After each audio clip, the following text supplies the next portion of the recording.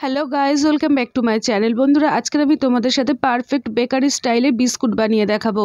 আর এই রকমই বিস্কুট বানিয়ে তোমরা 1 মাসেরও বেশি সময় ধরে কিন্তু রেখে খেতে পারো, তাতেও কিন্তু একদমই নরম হবে না।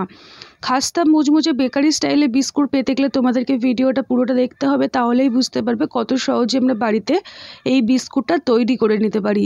তো চলো শুরু করা যাক। তার জন্য আমি এখানে একটা পাত্র নিয়েছি, আর পাত্রের মধ্যে দিয়ে দিচ্ছি 50 গ্রাম ডালডা।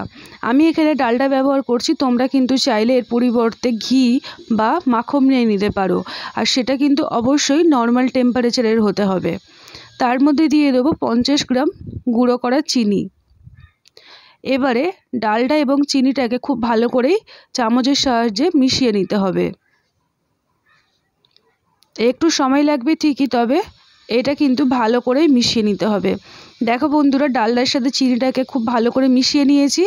এবারে আমি দেখো একটা চালনি নিয়েছি, আর তার মধ্যে দিয়ে দিচ্ছি 100 গ্রাম ময়দা, আর দিয়ে দেবো 1/2 চামচ পরিমাণে বেকিং সোডা, 1/2 চামচ বেকিং পাউডার, আর খুব সামান্য পরিমাণে লবণ। এবারে ময়দাটাকে চালনি দিয়ে চেলে নেব, তাহলে সব কিছু মিক্স হয়ে যাবে, আর নোংরা থাকলে সেটাও বেরিয়ে যাবে। এখন পরিষ্কার হাতে ময়দার সাথে ডালডা, চিনি এবং সমস্ত কিছুকেই মিশিয়ে নিতে হবে।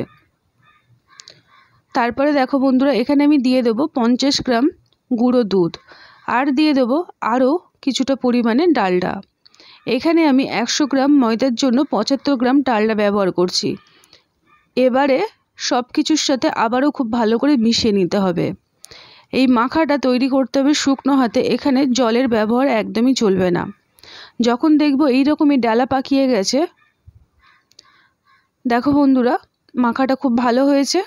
এবারে আমি এখানে 1/2 কাপ পরিমাণে লিকুইড দুধ নিয়ে নিলাম। দুধটা কিন্তু অবশ্যই নর্মাল টেম্পারেচারেরই হতে হবে। তারপরে খুব ভালো করে দুধের সাথে মাখাটা তৈরি করে নিতে হবে। একটা শক্ত ডো তৈরি করে নেব। বিস্কুটের জন্য কিন্তু এই রকমই শক্ত ডো দরকার, তো সেই কারণে এই রকমভাবে মেখে একটা শক্ত ডো তৈরি করে নিতে হবে। একটু হাতের তালুর সাহায্যে চেপে চেপে মাখলেই মাখাটা পারফেক্ট হবে। এইভাবে মাখাটা হয়ে গেছে। এখন আমি এটাকে 10 মিনিটের জন্য কভার করে রেখে দেবো।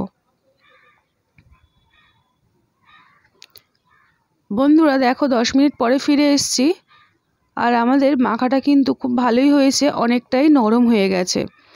এবারে আমি বিস্কুটটা শেপ দিয়ে তৈরি করে নেব।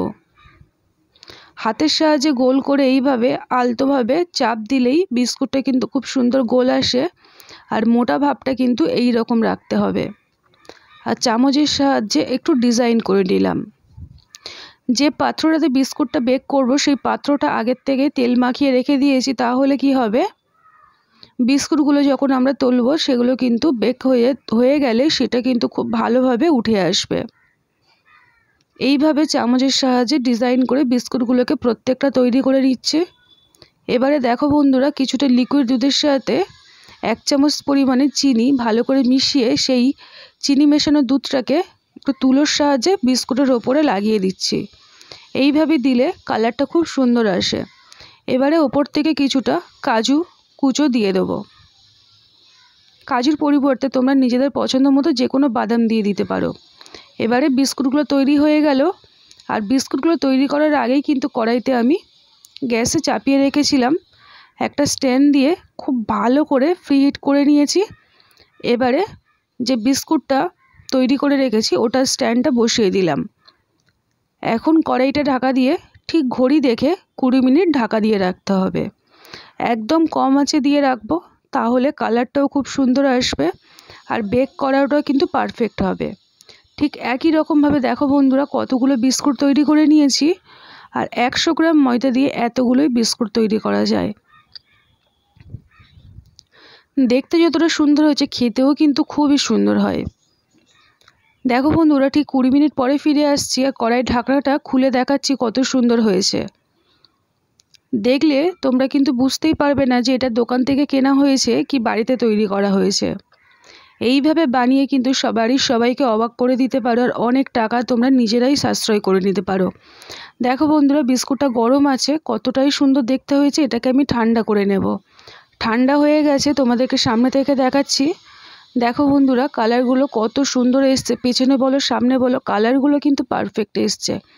আর শুধু কালারই নয়, এতটাই খাস্তা মুচমুচে হয় যে তোমরা কিন্তু অনেক দিন পর্যন্ত রেখে খেতে পারবে, আর মুখে দিলেই গলে যাবে, এতটাই খাস্তা হয়। আজকের এইভাবে বিস্কুটগুলো তৈরি করে নিলাম। আশা করছি তোমরা ভিডিওটা দেখে কিন্তু বাড়িতে তৈরি করে নিতে পারবে। আর কেমন হলো সেটা জানিও, আর তোমাদের ভালো লাগলে অবশ্যই এইভাবেই ট্রাই করো। দেখো বন্ধুরা, কালারগুলো কত সুন্দর এসছে। একটা ভেঙে দেখাচ্ছি কতটা খাস্তা হয়েছে। দেখো বন্ধুরা, ভিতরটা কত সুন্দর হয়েছে। চায়ের সাথে হোক বা কফির সাথে এই রকমের বেকারি বিস্কুট সেটা হাতে বানানো হয় তাহলে কিন্তু কোনো কথাই হয় না। দেখো বন্ধুরা, বিস্কুটগুলো পারফেক্টভাবে তৈরি করে নিয়েছি। আর আজকে তোমাদের এই রেসিপিটা কেমন লাগলো সেটা কিন্তু অবশ্যই জানিও। ভালো লাগলে অবশ্যই শেয়ার করতে কিন্তু একদমই ভুলো না। তো দেখা হচ্ছে নতুন একটা ভিডিও নিয়ে।